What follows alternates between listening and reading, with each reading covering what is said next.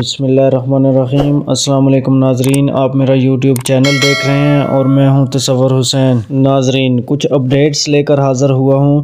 Chairman Tehreek Insaf Imran Khan نے chief justice of Pakistan کو خط لکھ دیا ہے۔ انہوں نے کہا کہ فواد چودھری، اعظم سواتی اور شہباز گل کے ساتھ جو کچھ ہوا ہے وہ سب لوگوں کے سامنے ہے۔ ملک میں اب بھی جنگل کا قانون غالب ہے، جہاں طاقت ہی سب کچھ ہے۔ چیئرمین تحریک انصاف عمران خان نے کور کمیٹی کا اجلاس بلا لیا ہے۔ ناظرین، پولیس نے فواد چودھری کا 2 روزہ جسمانی ریمانڈ حاصل کر لیا۔ جوڈیشل مجسٹریٹ نے محفوظ فیصلہ سنا دیا۔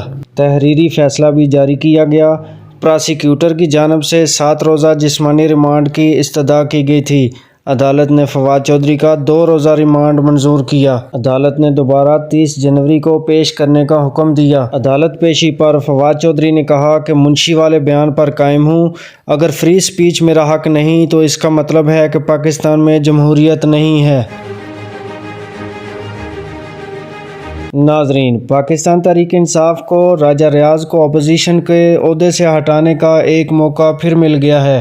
پی ٹی آئی کو قومی اسمبلی میں 27 مخصوص نشستیں ملیں گی، جن میں 23 خواتین اور 4 اقلیتی ارکان کی نشستیں ہوں گی، جس کے ساتھ پی ٹی آئی کی قومی اسمبلی میں تعداد 30 ہو جائے گی، جبکہ راجہ ریاض کو 20 منحرف ارکان کی حمایت حاصل ہے۔ یوں پی ٹی آئی کا پلڑا بھاری ہو جائے گا اور پی ٹی آئی اپنا اپوزیشن لیڈر لائے گی۔ ناظرین، چیئرمین تحریک انصاف عمران خان کے خلاف حیدرآباد کے تھانہ بلدیہ میں درخواست جمع کروا دی گئی۔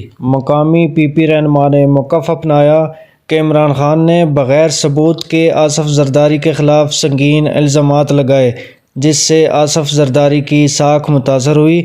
عمران خان کے بیانات پر مقدمہ درج کیا جائے۔ ناظرین، مریم نواز نے لاہور ایئرپورٹ پر اپنے خطاب میں کہا کہ عمران خان کے ساتھ مکافات عمل ہوگا، زندگی روتے ہوئے گزرے گی۔ انہوں نے کہا کہ نواز شریف کو اقتدار سے نکالنا قومی سانحہ تھا۔ نواز شریف کے خلاف سازش کرنے والے سب کردار بے نقاب ہو رہے ہیں۔ بہت جلد نواز شریف پاکستان میں ہوں گے۔ ناظرین، پی ٹی آئی کے رہنما حماد اظہر نے رد عمل میں کہا کہ مریم کے ساتھ نواز شریف بھی آ جائیں تو انہیں لوگوں سے نفرت کے سوا کچھ نہیں ملے گا۔ فیاض الحسن چوہان نے اپنے ٹویٹ میں لکھا کہ مریم نواز اپنا استقبال ایسے کروا رہی ہیں جیسے سرجری نہیں حج کر کے آئی ہوں۔